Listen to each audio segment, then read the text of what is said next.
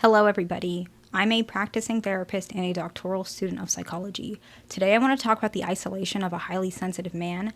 This was specifically requested, so maybe it's something that's going around on, so I'm not sure if it's like a trend or something right now, but this was particularly requested. And I found that to be pretty interesting because there's like a lot of well established research in this topic. And so I felt like, okay, I would love to dig into that as well. And so we're going to talk about that today. And so let's first talk about what highly sensitive means based on research. This one is 2012, but I'm also looking at one in 2021, which was the neurological side.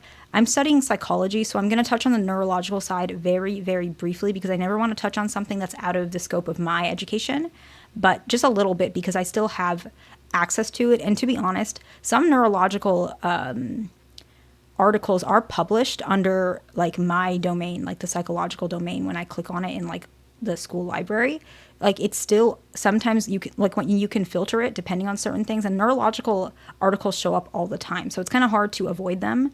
So we are going to use some of that as well, but most of them are psychological research, but there is some neurological, just giving you that information ahead of time. And so let's first talk about what highly sensitive is based on research. It's a personality trait. It's not a diagnostic impression. And what we see is it's a more sensitive, it's like you're processing something more detailed, actually, to some extent. It's like a sensory process sensitivity is what the research calls it, but I'm trying to explain what that can be defined.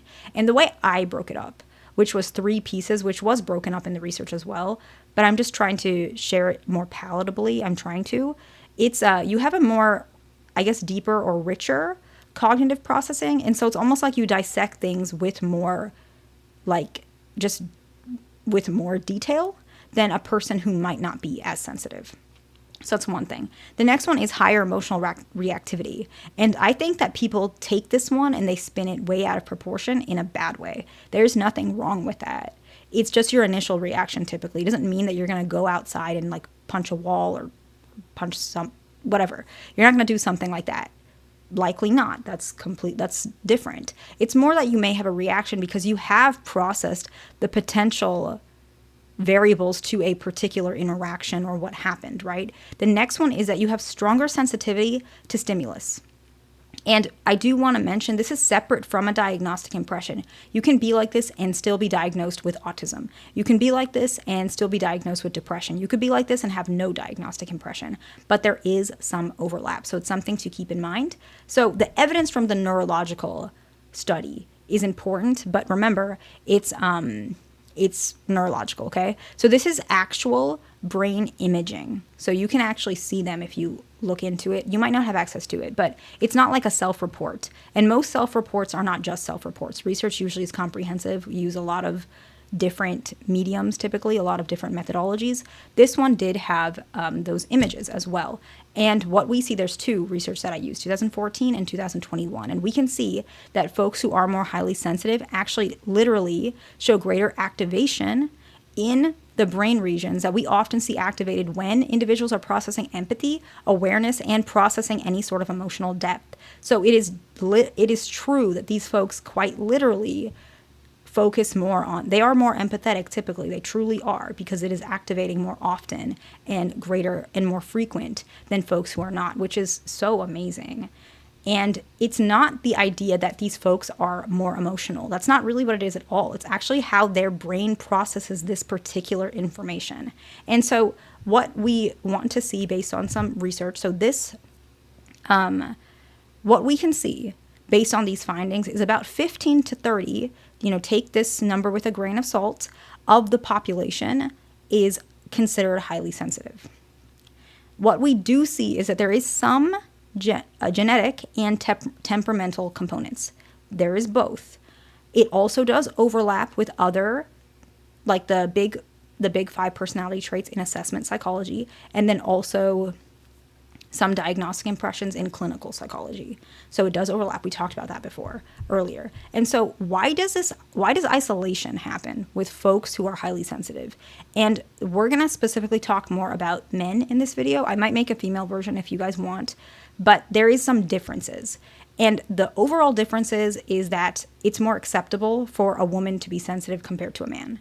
to some extent. I know people might be upset about that, but there is some truth to it, and we're going to touch on that today. The first one is that social expectations.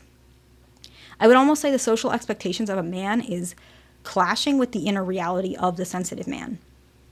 Many cultures, particularly the United States where I was born and raised, and most of you guys are in the United States as well, because I can see it in my dashboard where you guys are from. And so you'll understand what I'm talking about. Men are expected to be emotionally contained, almost like resilient, and it's like in a very visible way, right? He's not supposed to have that much emotional reaction. He's supposed to just be a giver, not a receiver. He's not supposed to really reflect. He's just supposed to have an answer right away. He's supposed to know all the answers, I don't know, save everybody, and he's not supposed to focus on himself, which in of itself I feel like has a lot of problems or issues.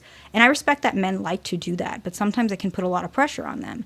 And a person who is highly sensitive, he feels deeply, he reflects often, he thinks before he answers or says something because he cares, and he understands the potential risks of saying something that is harmful. He understands the potential risks of communicating in a certain tone or a certain way, and he understands the differences between certain emotional aspects. And I have patients that are very highly sensitive, and they are interesting patients to work with because they are different from my own temperament.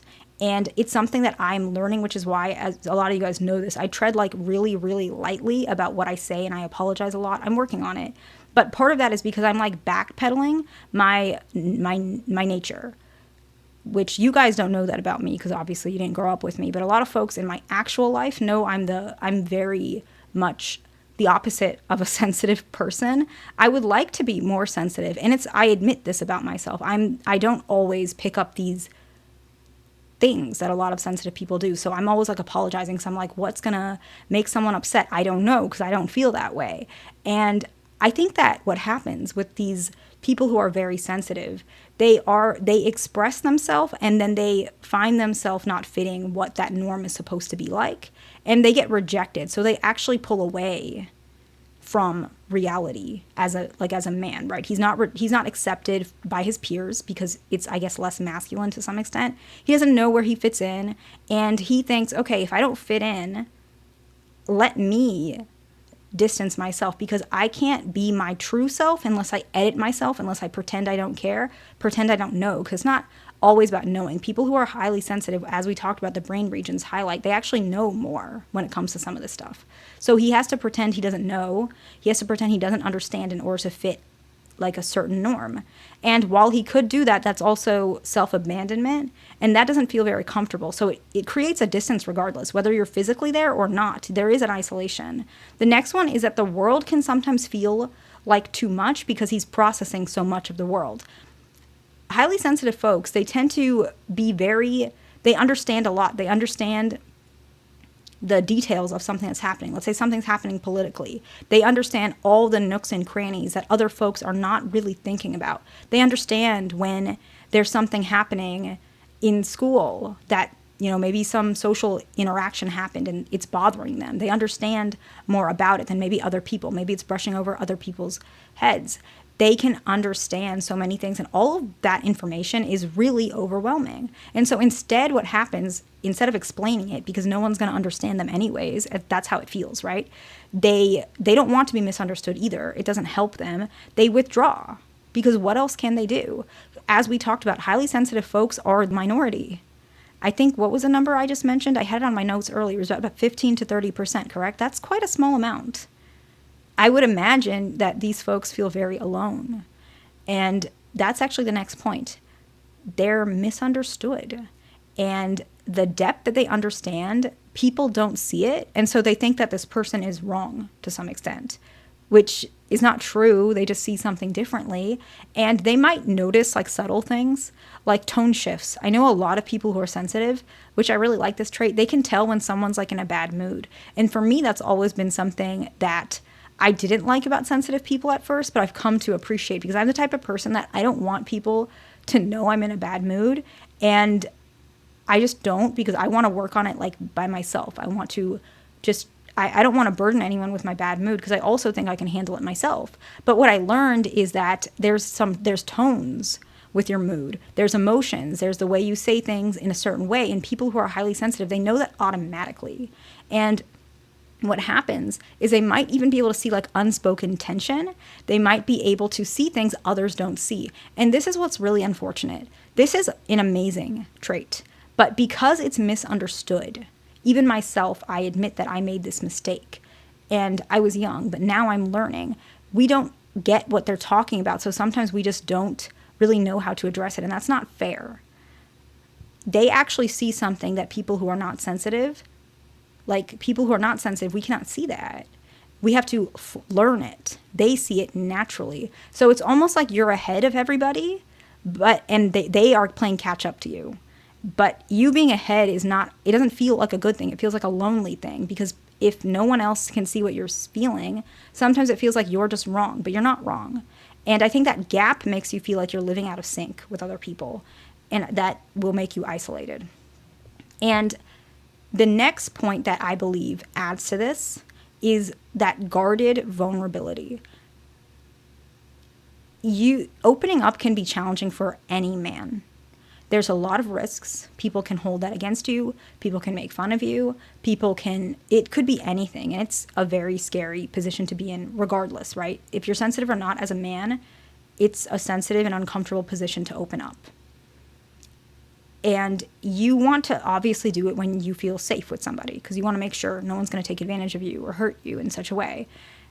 But the interesting part about those who are highly sensitive is you don't feel that good. This is what I've seen in research, and I've also, spoken to patients that have mentioned this stuff to me. This is not like anything specific about my patients, but just in general, even friends that I know, what I see is that surface level interactions can actually feel slightly draining. And if anyone can give me more insight about that, correct me. It seems like that's what is happening. Surface level interaction isn't what you need. You actually need that deeper type of interaction. But in order to do so, you have to be vulnerable. But if you're vulnerable, you can risk getting hurt. So you can't be vulnerable with everybody. And so what ends up happening is you may have some acquaintances, but very few people who actually know the real you. Because you can't risk putting your vulnerability to random people, but you don't feel connected when you're giving surface level interactions. And so you're isolated inwardly and potentially externally, because it's hard for you to want to, be around these people. And so there are more points that I want to touch on, but I like to keep my videos brief. But at one point, what I want to do is I want to talk about the strengths of those who are highly sensitive, as well as what you can do to find more community. And I have research on that, like I've looked into it. And so I have that already compiled. And at one point I'll make that video. But I would also like to read some of the things that you go through so that I can also add to that for my knowledge base. And so I hope this video was helpful to somebody. It comes from a good place from my end. So I hope that you can see that. Please like, subscribe. I'll see you in the next one.